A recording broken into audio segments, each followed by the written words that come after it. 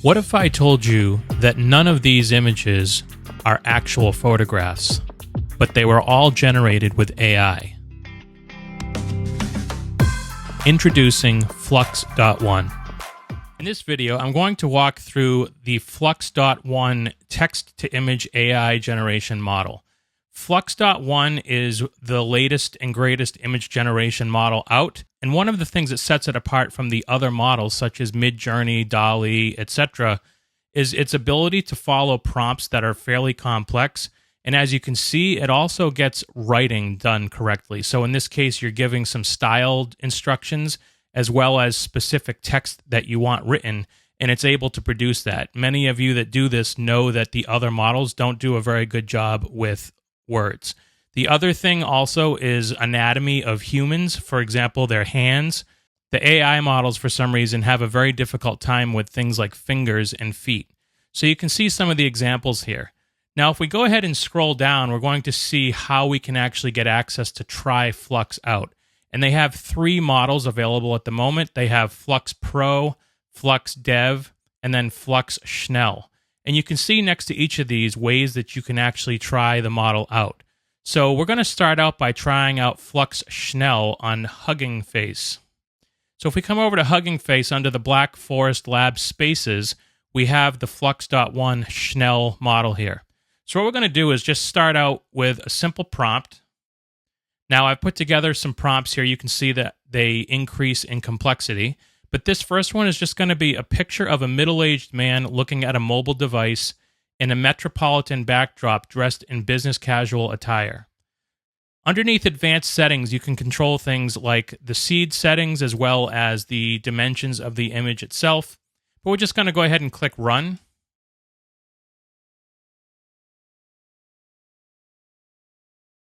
And we'll see that it has generated the image for us. So now if we go ahead and open this up, you can kind of tell if you look at the hair and the texture and tone of the skin that it's AI generated. But if this was on a website and it was just being used as a piece of stock photography, you would have no idea that this was AI generated. But if we look at the hands, we can see 1, 2, 3, 4, 5 fingers. That's correct. And then on the other hand, we can see that it's properly wrapped around the phone itself. So that's pretty good. So now what we're going to do is we're going to now take this concept, but we're going to go over and try out the Pro model, which takes a little bit longer to run, but it generates much better quality images. And one thing to note about the Pro model is that it does cost money to use that model. So like I showed you over on the Black Forest Labs page, one of the ways that you can use the Pro model, in this case, is to use Replicate. So I'm using Replicate. And you can see over here underneath my Replicate account, I'm using the Black Forest Labs Flux Pro model. Now, one thing to note, because this is the Pro model and you're using Replicate to access their APIs, it does cost about 5 cents per image, so you can see the cost here. So what we're going to do is we're going to come in and just paste in that same prompt that we had before. And now you can see we have other options that we can select, like the aspect ratio, so we can select different aspect ratios here. We can also set some more granular settings here, but I'm going to go ahead and just click Run here to generate the image. So as you can see, this image generated fairly quickly. We can see that the hair is a little bit more naturally styled looking. The beard, facial hair, goes to like a salt and pepper kind of style. Suit is very proper here. We got a little pocket square. We got 1, 2, 3, 4, 5 fingers. Again, the other hand is wrapping around. We can even see details like it looks like he has a bracelet or some kind of a watch around his wrist here. The glasses are perfectly lined up the way that they should be. And we can even see in the background like lights and signs of buildings that are going on in the background. So what I'm going to do now is I'm going to demonstrate the ability to take the use of this Flux Pro model, and I'm going to automate the image creation so that it not only generates the image for me, but that it actually uploads that image to a Google Drive folder. So to handle the automation, I'm using make.com, and I've created a scenario. And the way that this scenario works is underneath this first tools module, I have all of the different variables that I want to pass in to the API at Replicate. And so you can see this first one here is my prompt. I then have some of the other information that if we go back to this page, you can see these settings here. These are all of those settings, but I've basically duplicated them over here in make.com so that they get passed through when I make my request. After that module, it makes the request using all of those values that I put in as variables. It then does a sleep period because it does take between 15 to 20 seconds, I'm finding, for the images to generate. So it waits that period of time. It then makes a request to get the URL to be able to access the generated image. It then gets my file and then uploads it to a Google Drive folder. So what we're going to do is come over to this first module here, and we're going to come in and we're going to run a slightly more complex prompt.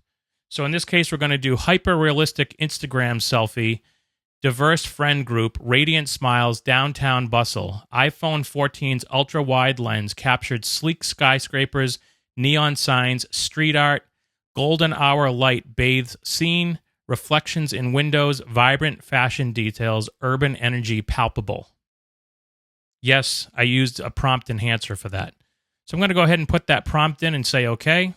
And then I'm just going to click Run. And you'll see as it goes through each of the steps, it's going to show a completion bubble at the top here. Right now, we're in this 25-second sleep period. You can see it went ahead and made the request to get the URL. It downloaded the file, and it's now uploaded the file to my Google Drive. So what we're going to do now is go over to my Google Drive folder and take a look to see if our image was generated successfully. Okay, so we'll go ahead and click over here, and we can see that our image was created successfully. So we'll go ahead and open that up. And if we take a look, lots of detail here. We got some signs in the background. Got the sunlight in the background bathing the entire scene. Got a diverse group of people here. I don't see any glaring abnormalities. We even see some wrinkles around the eyes here, which would be natural. So that's an amazing generation, in my opinion. So let's come back and try another prompt. Let's say, for example, we want to do something more along the lines of a branding type of a picture. So what I'm going to do is I'm going to do this rustic coffee shop chalkboard sign with morning special dark roast. I'm going to put that in quotes. Morning special dark roast written in stylish, legible chalk lettering, accompanied by hand-drawn coffee cups and decorative swirls set in a cozy cafe interior. So as you can see, very specific instructions being given. So we'll go ahead and run this. And again, it's uploading our image to Google Drive. So next we're going to go over to our Google Drive folder and see our new image uploaded. And we'll go ahead and open this up. And here we go, morning special, dark roast, the coffee cups with swirls on a chalkboard. And it looks like it could be used for branding for an actual coffee shop business. Absolutely amazing. So let's do a couple more here. So let's say, for example, you are an e-commerce business and you sell furniture.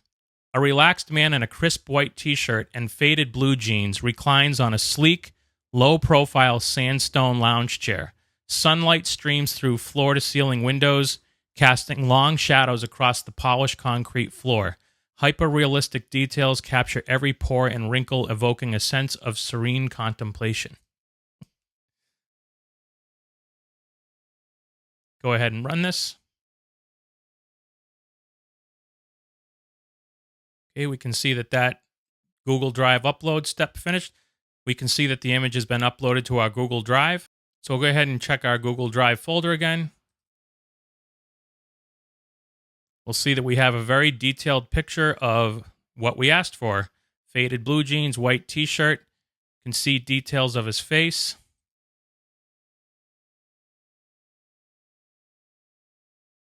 Floor-to-ceiling windows. Awesome. This one's going to be the most detail out of all of them. We're going to have interior design of a modern living room with a U-shaped sectional sofa in light gray fabric, a low-profile coffee table in matte black, floor-to-ceiling windows with sheer white curtains, a large abstract art piece on a textured concrete wall, recessed ceiling lights with adjustable warm LED lighting, and a plush deep pile rug in a muted taupe color palette. So I'll come over and change the prompt here. Go ahead and run this.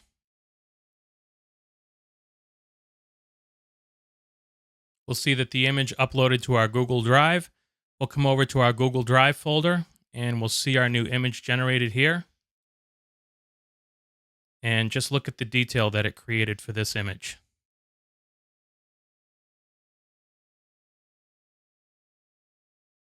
The only thing I would say is this isn't necessarily a U-shaped sofa. This is more a L-shaped sofa. But it's got the large art piece. It's got the coffee table, the black coffee table, sheer curtains. So again, the Flux Pro model, it creates much better quality, but it does cost to use the API. One of the really cool things about using the API with a service like Make.com to do automations is that you can easily come into this automation scenario that you've created, and you could, for example, add other modules into this. So let's say, for example, you don't want to have this prompt value here. What you could do is actually add a module at the beginning, and you could do something like Google Sheet, and then you could tell it to watch for new rows, for example, and then you could click and specify a Google Sheet and tell it what rows to monitor.